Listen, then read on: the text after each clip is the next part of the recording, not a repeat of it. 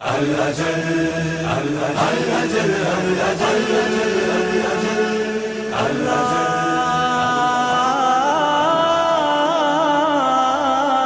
اللهم عجل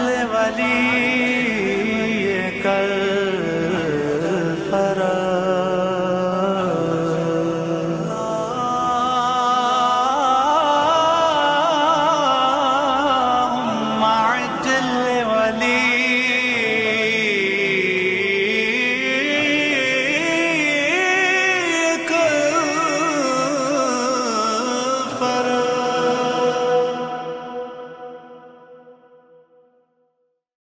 اعوذ باللہ من الشیطان الرجیم بسم اللہ الرحمن الرحیم الحمدللہ رب العالمین وبہ نستعین وصلی اللہ علی سیدنا ونبینا وعلی اہل بیت الطیبین الطاہرین اما بعد فقد قال اللہ تبارک وتعالی فی کتابہ المجید بسم اللہ الرحمن الرحیم الذی خلق الموت والحیات لیبلوکم ایکم احسن عملا۔ خدا وحدہ لا شریک اپنی بابرکت کتاب میں یہ ارشاد فرما رہا ہے کہ ہم نے الذی خلق الموت والحیات، کہ ہم نے موت اور زندگی کو اس وجہ سے خلق کیا لیبلوکم ایکم احسن عملا، تاکہ ہم تمہاری آزمائش کر سکیں، تمہارا امتحان لے سکیں کہ تمہیں بہترین عمل کرنے والا کون ہے۔ جیسے کہ آپ کو معلوم ہے کہ ہماری موضوع گفتگو امام زمانہ علیہ السلام کے سلسلے میں ہے۔ سوال یہ ہوتا ہے کہ امام زمانہ علیہ السلام کو ہم سے کیوں غائب رکھا گیا؟ اسباب غیبت امام علیہ السلام کیا ہے؟ عزیزان گرامی، سب سے پہلا سبب ایک یہ ہو سکتا ہے کہ خدا وحدہ لا شریک انسانوں کا امتحان لینا چاہتا ہے۔ جیسے کہ قرآن مجید میں ارشاد ہوا کہ ہم تمہارا امتحان لیں گے، کبھی بھوک کے ذریعے، کبھی پیاس کے ذریعے، کبھی اولاد کے ذریعے۔ تو سنت الہی یہ ہے کہ وہ اپنے بندوں کا امتحان لیتا ہے، اپنے بندوں کو آزمائش میں مبتلا کرتا ہے تاکہ ان کا جوہر ایمان نکھر کر سامنے آ جائے۔ عزیزان گرامی، خدا وحدہ لا شریک نے ہمارے امام کو ہم سے غائب رکھا تاکہ ہماری آزمائش ہو سکے، کیونکہ روایات میں وارد ہوا ہے کہ سب سے آخری زمانے میں سب سے سخت کام یہ ہوگا کہ انسان امام زمانہ علیہ السلام کے اوپر ایمان قائم رہے، انسان کا ایمان قائم رہے، کیونکہ بعض روایت میں کہتے ہیں جو خاصان خدا ہیں صرف وہی لوگ رہیں گے، اور جو لوگ عامت الناس ہوں گے ان کا ایمان میں لرزش آ جائے گی کہ اگر وہ امام ہے اتنا خون بہایا جائے گا کہ لوگوں کے ایمان لرز جائے گا، اگر وقت کا امام ہے تو وہ کیوں نہیں آتے؟ عزیزان گرامی، یہ بھی ایک انسان کا امتحان کا، خدا وحدہ لا شریک کا امتحان کا طریقہ یہ ہے کہ وہ اپنے بندوں کا امتحان لیتا ہے۔ تو ہمارا امتحان ہمارے وقت کے امام، ہمارے زمانے کے امام زمانہ عجل اللہ تعالی فرجہ الشریف کی غیبت سے لیا جائے گا۔ سخت امتحان ہے ہمارے لیے کہ ہمارے وقت کا امام ہمارے پاس موجود نہیں ہے، اور ہم اس امام کو دیکھ نہیں سکتے اور اس امام کو پہچان نہیں سکتے، لیکن وہ ہماری آنکھوں سے غائب ہے اور ہم پریشانی میں مبتلا ہیں، اور ہمارا وقت کا امام ہم اس کو مدد کے لیے بلا رہے ہیں لیکن وہ نظر نہیں آ رہا ہے۔ عزیزان گرامی، یہ ایک ہماری آزمائش ہے کہ آیا تم آخر وقت تک، آخر لحظات تک، زندگی کے آخری سانس تک اپنے وقت کے امام امام زمانہ علیہ السلام کے وجود کے قائل ہو کہ نہیں؟ ایسا تو نہیں کہ تم مشکلات کے وقت، اگر مشکل کا وقت درپیش آ جائے، مشکل آ جائے، تو آپ امام زمانہ علیہ السلام سے منحرف ہو جائیں۔ ایک وجہ یہ ہے کہ انسان کو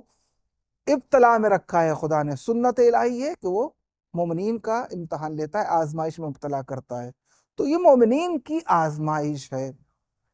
سر الہی ہے، راز الہی ہے کہ وقت کے امام علیہ السلام کو کیوں غائب رکھا گیا۔ خدا جانتا ہے اس کی کیا مصلحت ہے، خدا جانتا ہے اس کی کیا وجہ ہے۔ دوسری وجہ یہ، تیسری وجہ بیان کرتے علماء، ایک وجہ یہ ہے کہ خدا وحدہ لا شریک یہ چاہتا تھا کہ کسی ظالم کی بیعت امام کے کاندھے پر نہ ہو، کسی بھی ظالم کی، کیونکہ امام علیہ السلام کسی ظالم کی بیعت نہیں کریں گے۔ امام علیہ السلام صرف اور صرف امام زمانہ علیہ السلام آری ہوں گے بیعت ظالم سے، امام کسی کی بیعت نہیں کریں گے۔ اور بہت سارے اسباب ہیں جن کو علماء نے ذکر کیا ہے، لیکن عزیزان گرامی امام علیہ السلام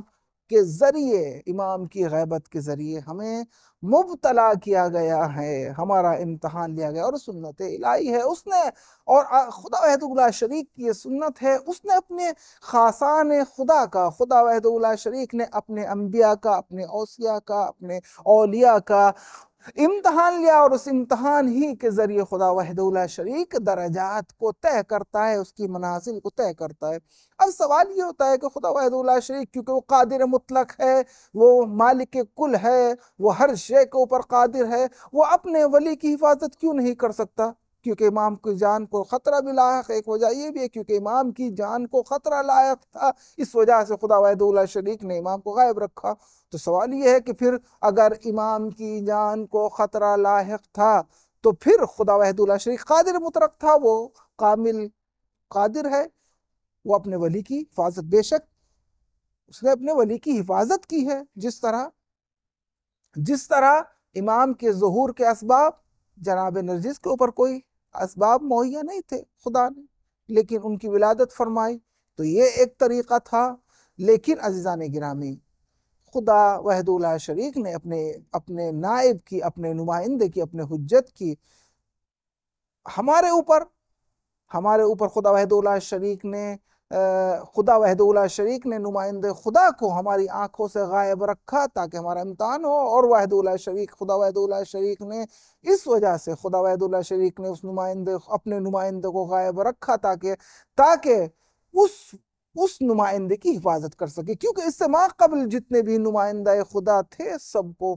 ظالمین نے قتل کر دیا، جیسے آپ نے دیکھا کہ